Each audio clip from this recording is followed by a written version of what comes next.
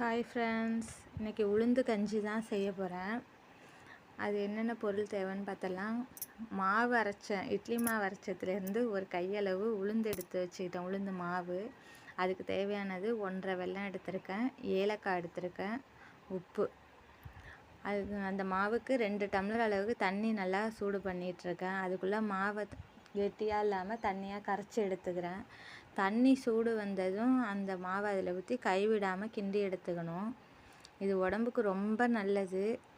சின்ன பிள்ளைங்களுக்கும் கொடுத்து பழகிட்டோம்னா பெரிய பிள்ளையாகிறப்ப தெரியாது. ஏஜ் அட்டன் பண்ணுற பிள்ளைங்களுக்கு களியாக கொடுப்பாங்க, அவங்க சாப்பிட மாட்டாங்க, அவங்களுக்கு பிடிக்காது, நல்லா இல்லைன்ட்டு. இது மாதிரி கொடுத்தா அவங்க சாப்பிட்ருவாங்க. முதுகு வலிக்கெல்லாம் ரொம்ப நல்லது. இப்போ நல்லா கொதித்து வந்துச்சு. நான் வெல்லம் சேர்த்துக்கிட்டேன்.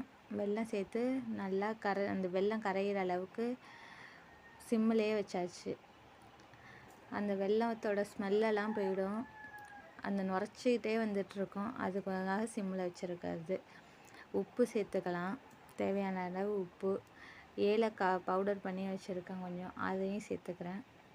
சேர்த்து ஒரு 10 நிமிஷம் அப்படியே சிம்மிலே இருந்துச்சுன்னா அந்த உளுந்தோட பச்சை வேகமும் போயிடும், வெல்லத்தோட அந்த வாசமும் மாறி நல்லா வந்துடும்.